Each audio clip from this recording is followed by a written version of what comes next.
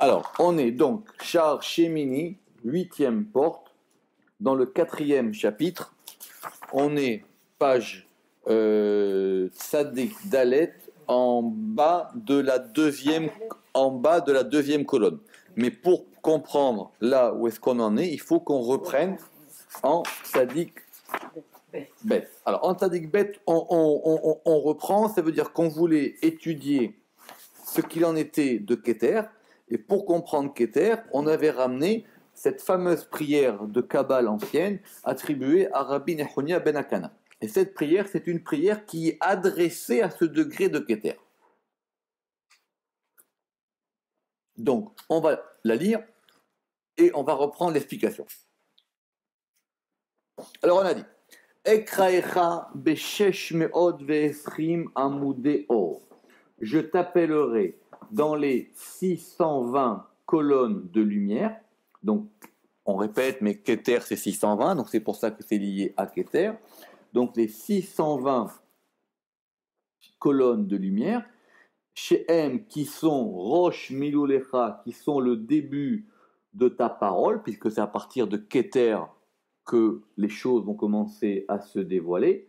Chez M, et donc, on va pouvoir en peut-être commencer à en parler. Chez M, Tikkun Leru Malatecha, qui est l'arrangement de la hauteur de ton degré, ou de la grandeur de ta hauteur, ou me'em yitmasher achayut bechol asfirot, et de elle, donc de ces colonnes, est attirée la vitalité dans toutes les sphirotes, puisque toutes les sphirotes, elles reçoivent un influx de Keter. Ve'omdim ze betzadze, et elles se tiennent l'une de chaque côté, Keneshama betochaguf, comme l'âme à l'intérieur du corps, Ve'em meleim mi bifnim ou mi bachutz ou bachitson, on avait longuement parlé de ça, et elles sont remplies mi bifnim de l'intérieur, mi bachutz de l'extérieur, ou bachitson et de l'extériorité. Vous vous rappelez qu'il y avait effectivement un degré qui était par rapport à ce qui était au-dessus d'elle, par rapport à ce qui était à l'intérieur d'elle et par rapport à ce qu'elle donne, à ce qui est plus bas qu'elle. Et donc ça donnait trois noms qui étaient Yudke Vavke, Yudke Vavke, Yudke Vavke, 3 fois Yudke Vavke, V'em Nirkakim, et elles sont gravées, Kidmut, comme la vision d'Achar Venekeva, du masculin et du féminin, parce que quand on reçoit, c'est féminin, quand on donne, c'est masculin, ou mitapechim, et elles se transforment, les tiferet ou mamlacha, de tiferet en royaume, ça veut dire de tiferet et malchut. Tiferet c'est masculin, malchut c'est féminin, donc quand on reçoit, on est du côté de malchut, et quand on donne, c'est du côté de tiferet. Rappelez-vous, c'est simple, hein? Tiferet c'est le soleil, et malchut c'est la lune. Betsiruf rom kumatam, voilà. Donc, par la permutation de Rome, de la hauteur de Kumatam, de leur degré, Ve'en le dakutam tachlit, et il n'y a pas à leur finesse de but, tachlit, c'est-à-dire qu'on peut aller c'est quasiment infini. Ve'en chalakim, et elles sont des parties chez enam mitralekim klal, qui ne se divisent pas, sont des parties qui ne se partitionnent pas. Ou mitnaseim, et elle s'élève, bema'amar, par une parole, ou michlal, une totalité, vecheshbon, et un compte. Vous vous rappelez, et ça on l'avait longuement développé, parce qu'il avait dit qu'en gros il y avait 5 niveaux, qui étaient tikkun, siruf, ma'amar, michlal, vecheshbon, et que lui n'en avait cité que 3. Veyotse me'ayan ashalevet, et sort ma'ayan, la source, à shalevet.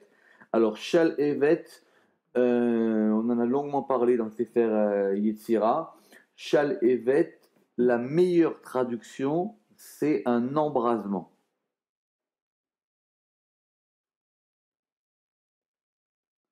Parce que, alors, je reprends. Il y a d'abord un mot masculin qui s'appelle un lahav, pour désigner une flamme. Donc il y a une flamme masculine. Après, il y a une flamme féminine qui s'appelle Lehava ou la evet. D'accord? Et après, il y a un troisième terme qui s'appelle shalhevet. La question, c'est qu'est-ce qui vient indiquer ce shin de shalhevet? Le'ava, alors, doucement. La'av, le'ava, ça veut dire que ça flamboie. D'accord? Donc on va dire, il y a déjà dans le dictionnaire. Donc il y a la'av, c'est une flamme, mais c'est masculin. Et après, il y a le'hava, ou la'evet, à la forme construite, qui est féminin. Et après, il y a ce fameux shal-evet. Ce fameux shal-evet, on le traduit par flamme, mais si l'hébreu lui a donné un terme différent, c'est qu'il y a bien une nuance. Très bien. Donc, qu'est-ce qu'il indique ce shin? C'est vrai.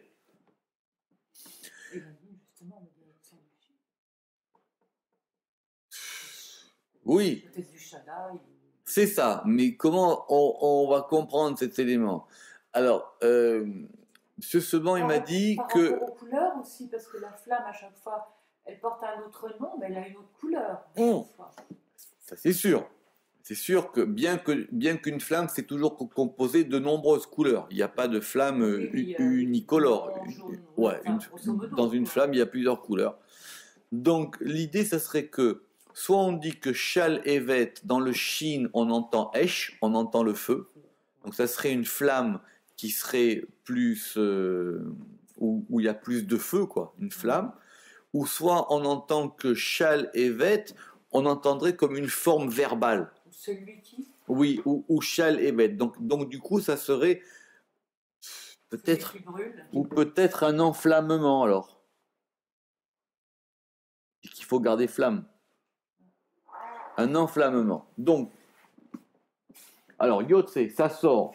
Maayan, la source, à Shalevet de l'enflammement. Chez où Ad En qui est jusqu'à Ad. En ça veut dire sans fin. Avec En Mispar et qui n'a pas de nombre.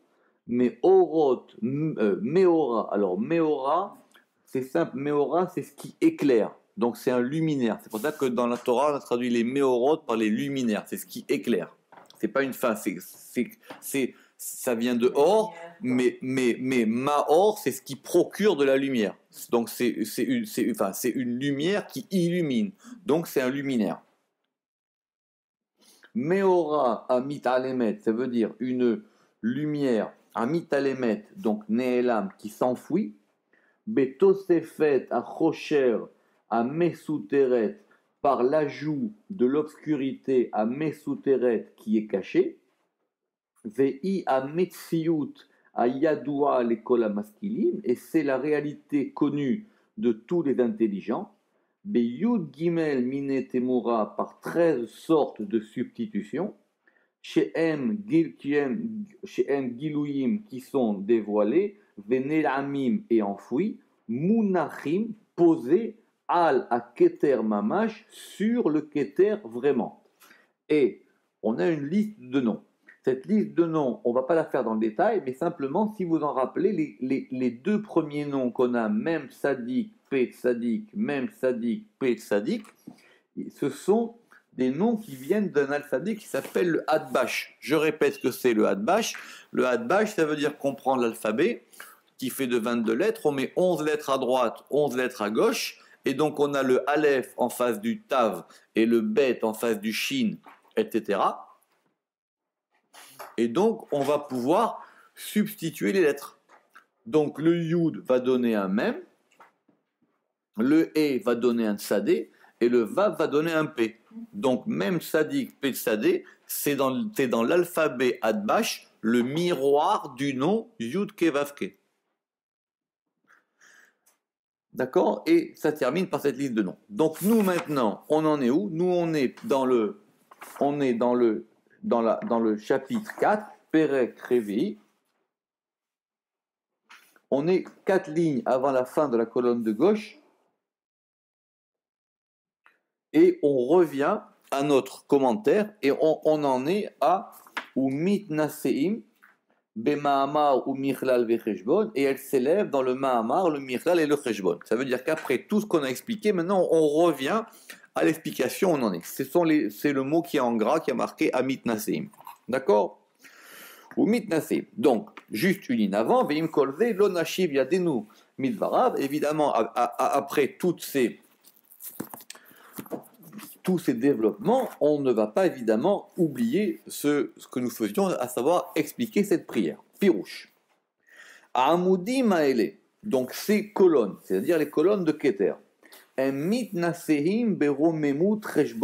s'élève dans le rhum, c'est encore plus haut que Mala. Le rhum, c'est vraiment la hauteur de la hauteur.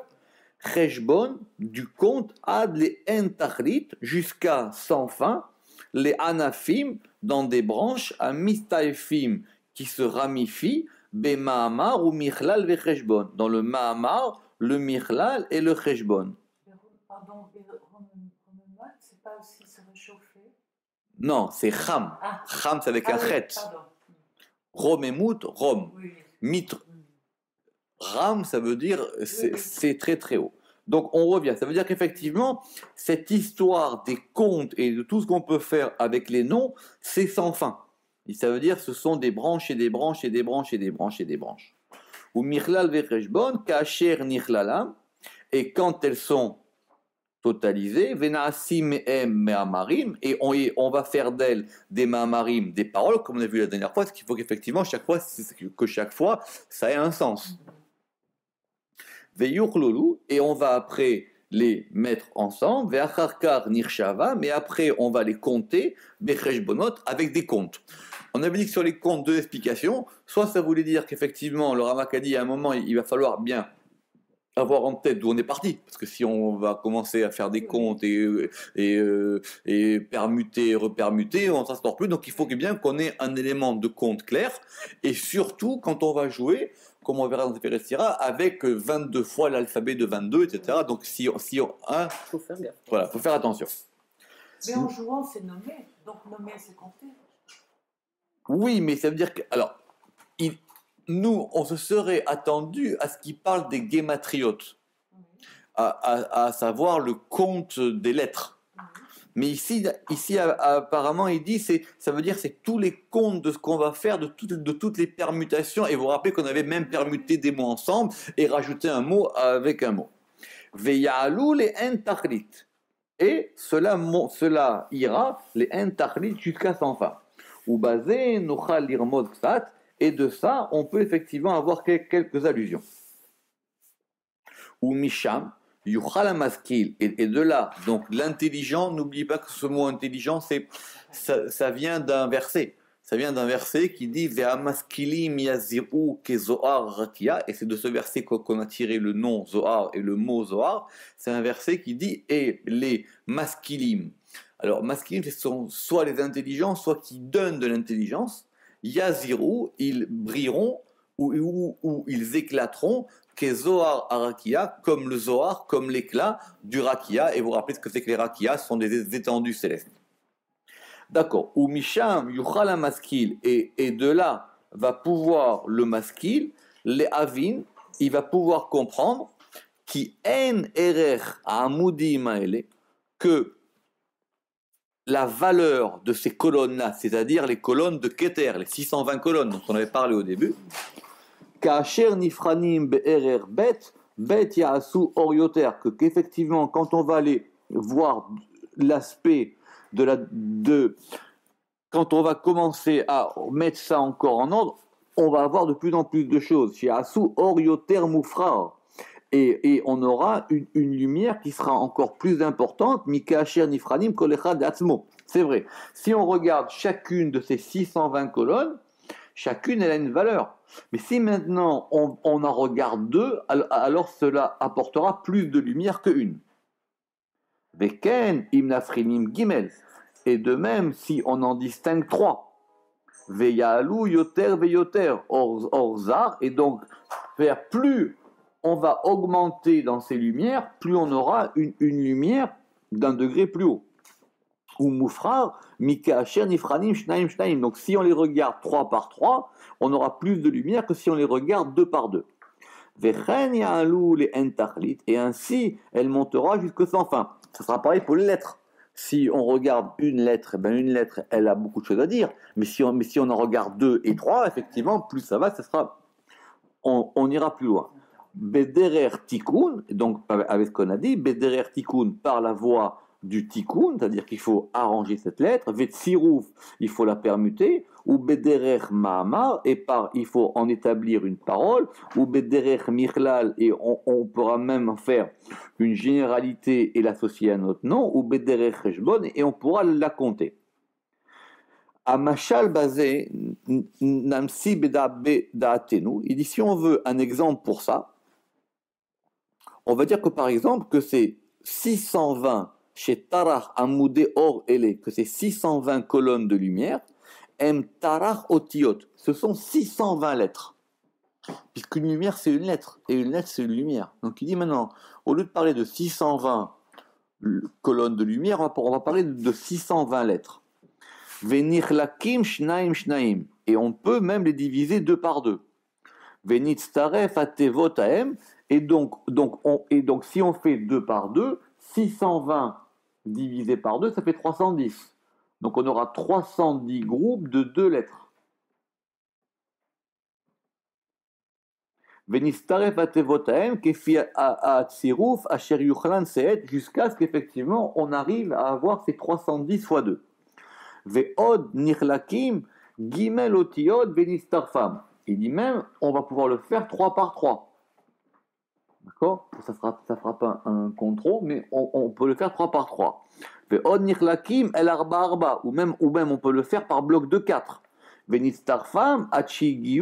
Jusqu'à ce qu'on fasse de ces 620 lettres un mot entier. C'est-à-dire qu'on pourra faire un mot qui a 620 lettres.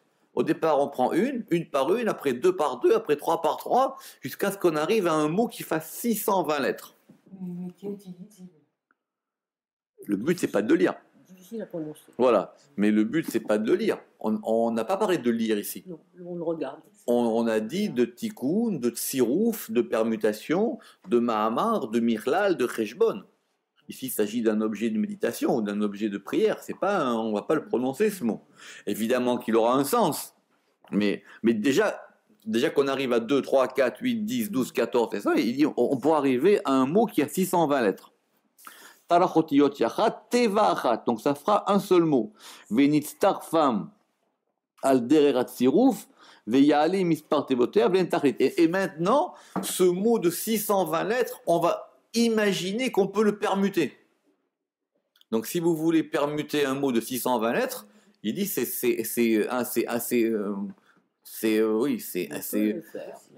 plus qu'indéfini, c'est presque infini ici, quoi. Vezé chez Amar, et c'est pour ça qu'il a dit, qu'on a dit dans la prière, Betsiruf Rom Kumatam, dans la permutation de la hauteur de sa stature. Pirouche, Rom Kumatam ou Tikunam, ça veut dire la hauteur de sa stature, ça va être leur arrangement. Ça veut dire des fois 2, Pa'amim Shnaim Shnaim, donc une fois 2, et ça sera un Ve'aretiti Tikkun Echad, après Gimel Gimel, après 3, Ve'are Tikkun Acher, et ça c'est encore un autre Tikkun, Vechen Lechol HaMisparim, et ainsi pour tous les nombres, Ad Sheyu Tikkunam, jusqu'à ce que leur arrangement soit Tarach Otiyot, soit 620 lettres, Ve'yistarfu, et qu'elles soient permutées. Ve'achar kar basé, et après par cela, Ya'ale Dakutam Livli Tachlit, et donc maintenant leur subtilité ou leur finesse, elle sera sans fin. Vezeu betsirouf dainu tsirouf. Et donc c'est ça, ce tsirouf-là dont on parle ici. C'est le tsirouf maintenant de ces 620 lettres, des 620 colonnes, des 620 lumières de Keter. Rum kumatam, donc c'est quoi Rum kumatam? La hauteur de leur stature. Ainu, c'est-à-dire tikkun, leur arrangement, ve'en de dakutam tachlit, et il n'y a pas de but ou de fin à leur finesse, et que ça, on l'a expliqué. Ve'ka'asher yirse ameayen, et maintenant, celui qui veut scruter, et la amod al tokef romemut amudim aele, et qui va vouloir essayer de dire, de mesurer la force de ces colonnes-là. Yidbonen besichlo, il faut qu'il réfléchisse dans son esprit, birlalam, dans leur généralité, chez Nesader Béchar Atzirouf, que nous établirons dans la porte du Tsirouf, qui on verra plus tard, qui est la porte des permutations. Vesham Yaskil Besirlo, et là-bas, il comprendra dans son esprit, Seder Atzirouf Veignano, c'est quoi l'ordre du Tsirouf et son principe, Veketsad Yaale, et comment est-ce qu'il monte les mains chez NAP Yicholalomar, jusqu'à un degré où même la bouche ne peut plus parler. Velo Aozen Yicholal et que l'oreille ne peut pas entendre. Vadai, chez Az Yahamod al Tokef Romemut, et Romemutam, et là c'est sûr qu'il se tiendra jusque dans la force de la grandeur de Dieu. Chez En Ledakutam Tachlit. Vous savez que la semaine dernière, Rosh Chodesh Tevet, c'était la Iloula de Rabbi Abraham à Boulafia. Ouais, c'était la Iloula de Rabbi Abraham à Boulafia. Ah oui, mais il dit, alors bon, après c'est bon, soit on lit ça comme un témoignage, soit on lit ça comme un livre de Kabbale. C'est-à-dire, lui, il dit que il faut que, bon, évidemment, il faut être pur, il faut pas penser à des choses de la vie quotidienne, il faut être détaché, faire le vide. Il faut faire complètement le vide. Et il faut allumer des lumières, il faut être tranquille, il faut être, la nuit, ou s'habiller en blanc. D'ailleurs, c'est intéressant parce que là-bas, il dit que pour un homme, il faut mettre des téphilines. Normalement, on met pas les téphilines la nuit, ce qui est pas évident. Mais en tout cas, lui dit qu'on met des téphilines, et il dit qu'on va commencer à prendre des noms et à faire des tsirouf, et il dit qu'il faut arriver jusqu'à un degré où ça brûle.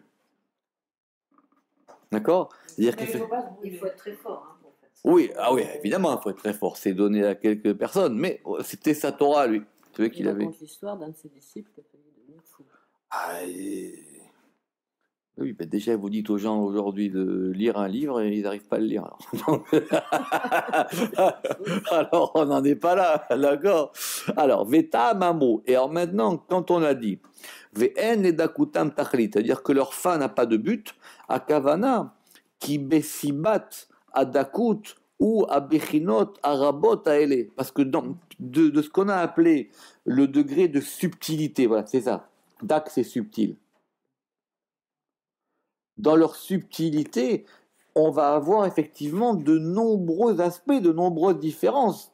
Qui a dakut, ve'atzilut, yibachen, betiachet, chenealulim yachad. Parce que maintenant, si on va unir deux causes ensemble, yiu metziyat bechina acheret, on va avoir une troisième réalité. Mais Eyot Alul Aechad Levado, que si on n'en avait qu'une, s'il y a un qui forme deux, déjà on ira plus loin.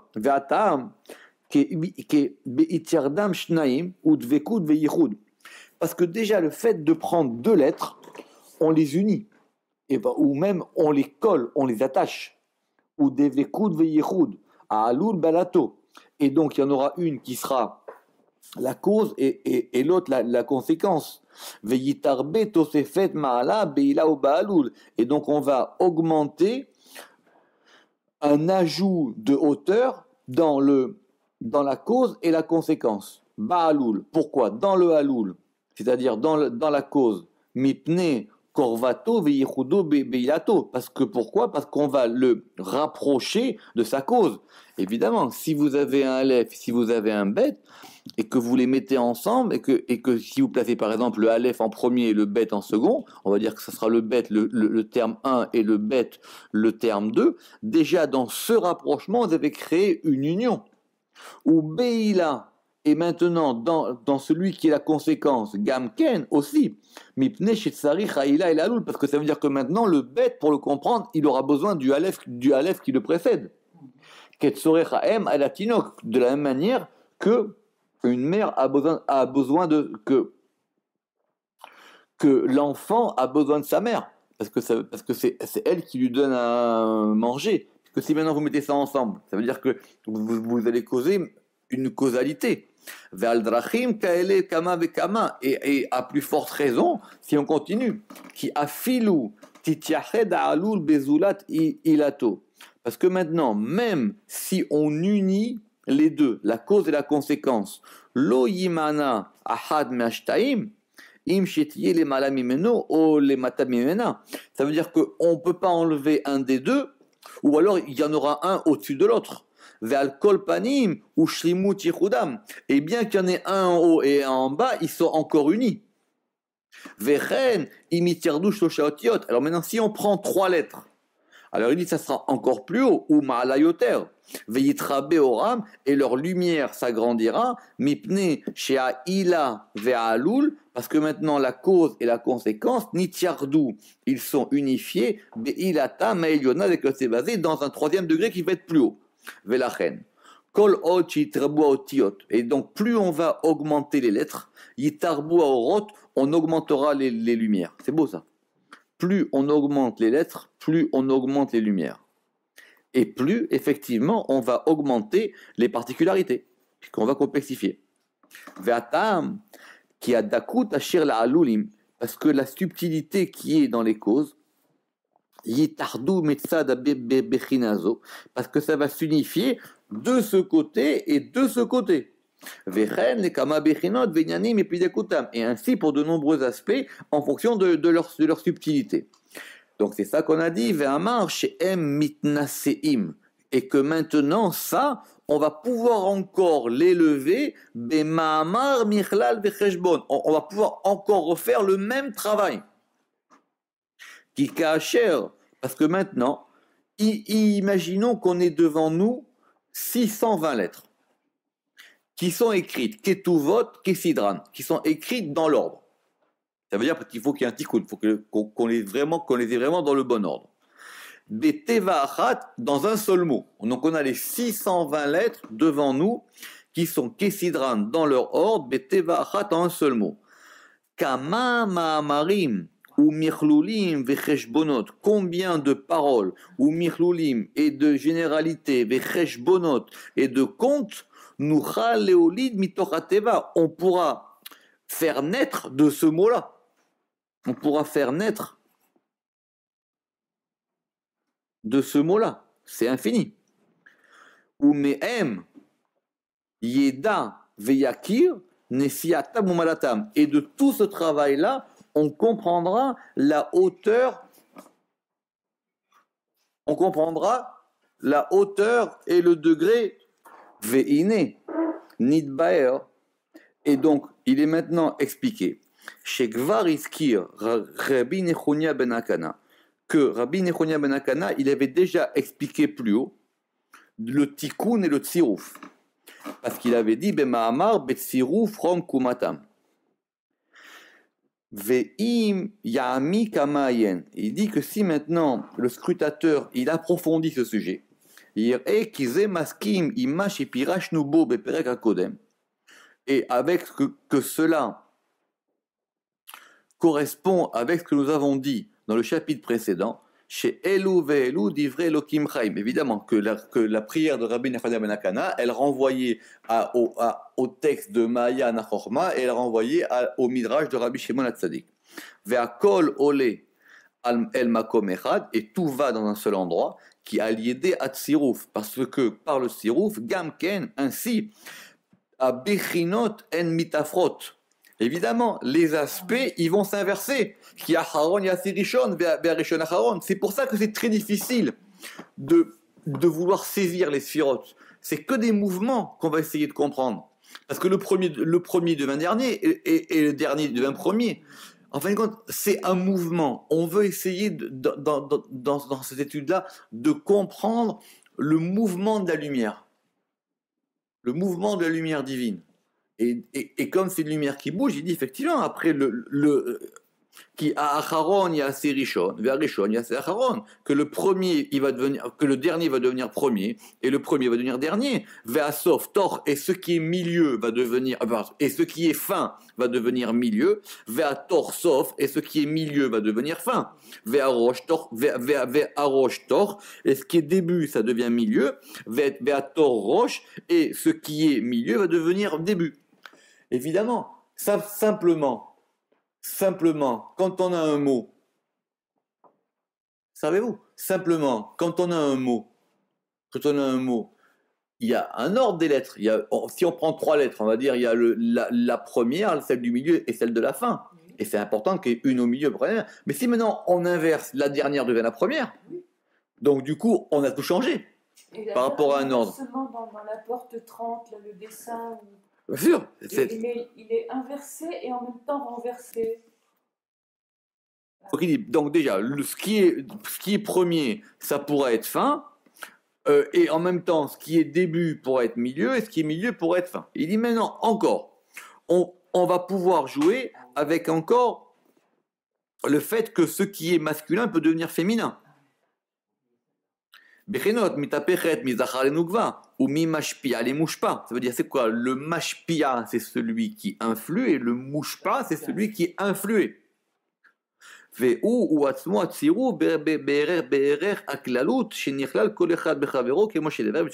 dit tout cela, nous l'étudierons effectivement dans cette porte-là, qui est la porte du Tsirouf.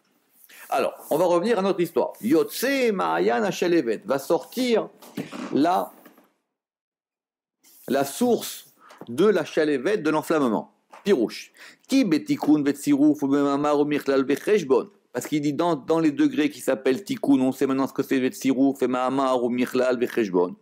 Em mitpashtim, ça va se déployer, les Kama avec Kama Inyani, en de nombreux sujets, Kulam Yotsim, et tout ça, ça sort Yotsim ou mitpashtim, et ça se déploie d'une source, et c'est la source de la flamme qui est la racine.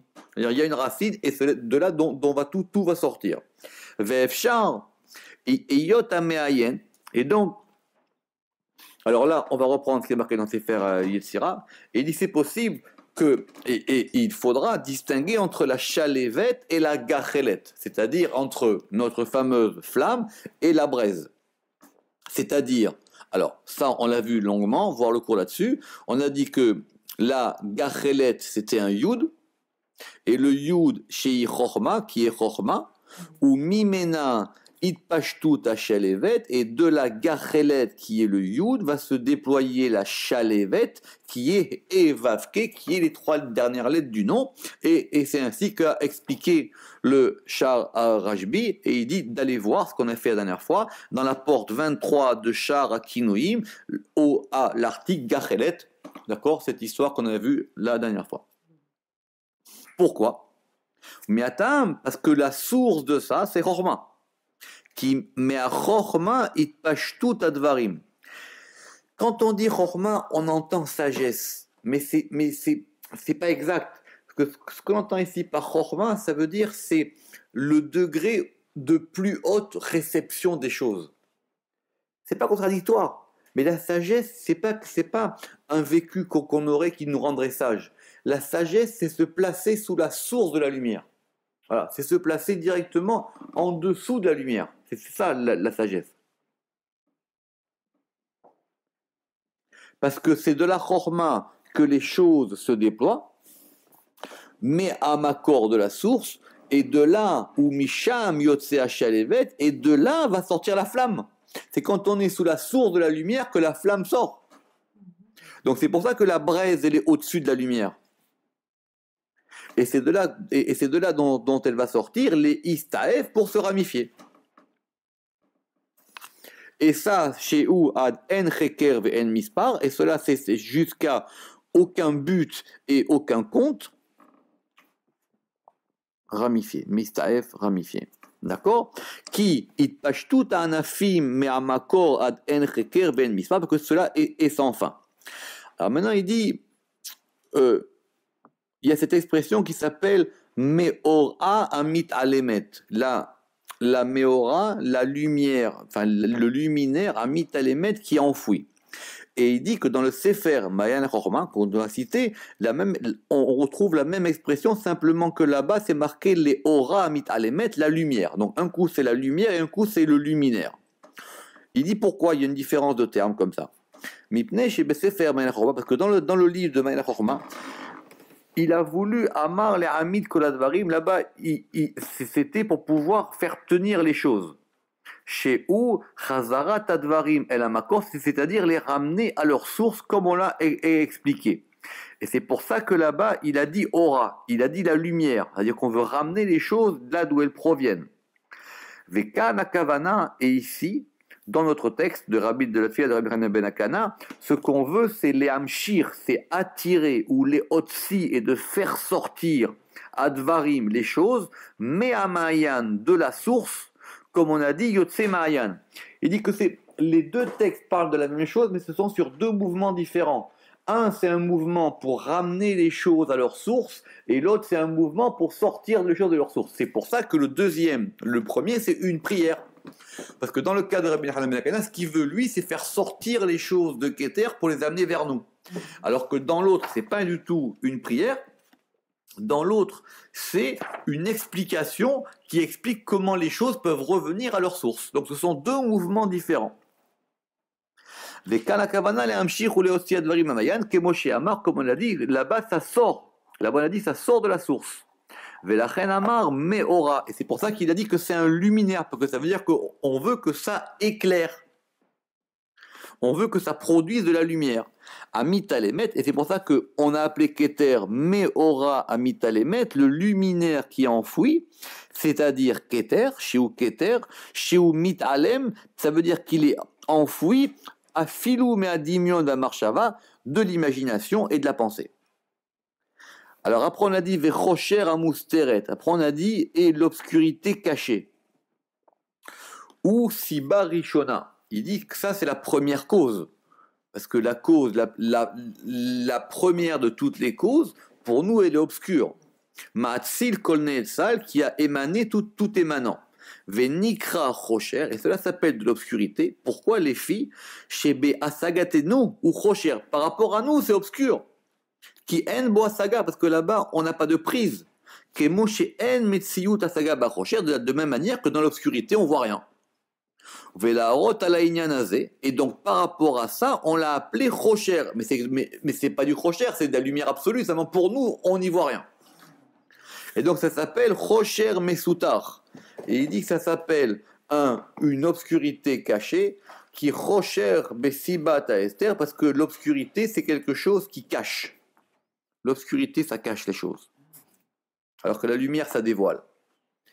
Ve'amar ki beto se fait à shefa. Et on a dit que dans le rajout du shefa de l'influx, mais chocher à mesoutar, de l'obscurité cachée, be'or amit alem, dans la lumière enfouie, az yitalu anafim, de là vont monter les branches, ve'itarbu, et elles vont se multiplier les entachlit sans fin, besod, arata melu belu, et dans le fait qu'elles se voient les unes les autres, ve'az yuchlalu, et toutes ces branches elles vont se mettre ensemble, les entachlit d'un élément infini.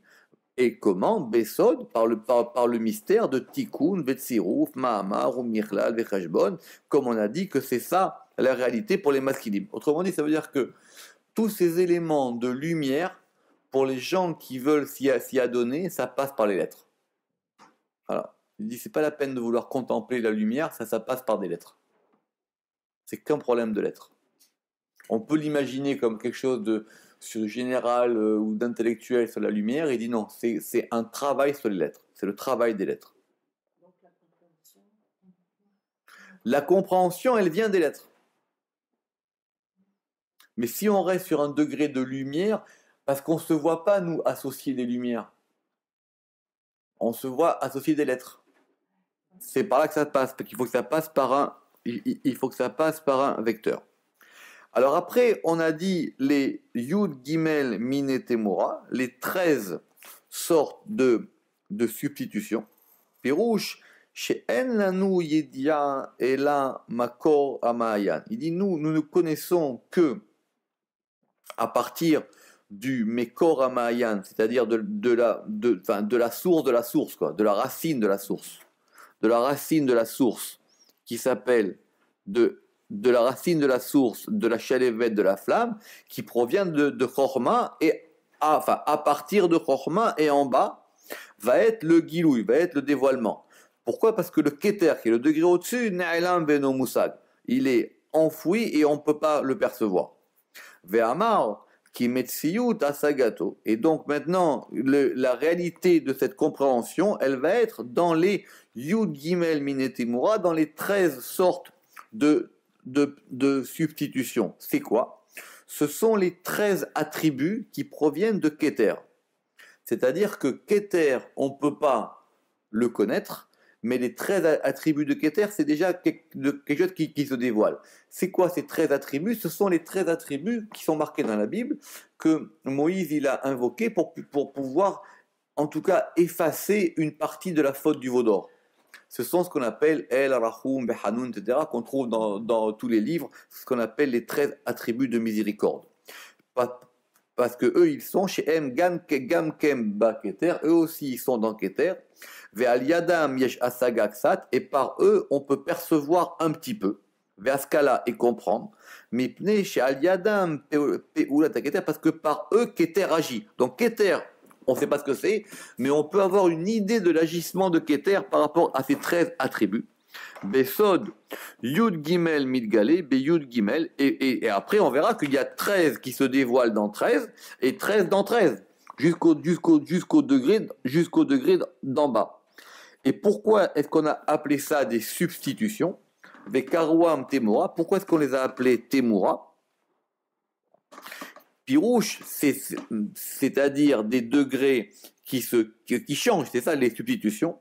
Et il dit, et c'est ainsi qu'il a été expliqué dans ce livre-là de Mayan Chorma, Vea Temurot Midot, c'est que quand on a dit les substitutions sont des attributs, Vea Midot et les attributs, Temurot des substitutions.